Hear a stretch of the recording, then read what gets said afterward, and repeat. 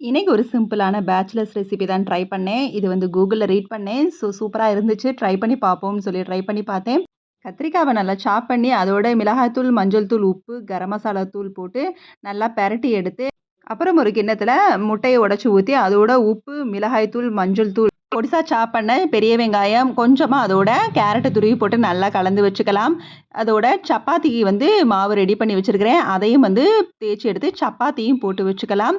ஒரு தவால எண்ணெய ஸ்ப்ரே பண்ணி, நம்ம கலந்து வச்சிருந்த மசாலோட அந்த கத்திரிக்காய் நல்லா வந்து ஊறியிருக்கும். 15 மினிட்ஸ்க்கு மேல இந்த கத்திரிக்காய் ஊறுனது போக வேணாம். இப்போ ஒரு தவால நம்ம எண்ணெய் ஊத்தி, இந்த கத்திரிக்காவையும் வந்து ஃபுல்லா போட்டு எடுத்து, அதோட நம்ம கலந்து வச்ச முட்டைய ஃபுல்லா வந்து ஊத்தி விட்டுக்கலாம். இப்போ இந்த ஊத்தி வச்ச முட்டை மேல நம்ம சப்பாத்தி வந்து ரெடி பண்ணி வச்சிருக்கோம்ல, அந்த சப்பாத்திய வந்து மேல அப்ளை பண்ணி, 2 பக்கம் நல்லா பெரட்டி எடுத்துக்கிட்டோம்னா, சூப்பரான சப்பாத்தி ரோல் வந்து ரெடி.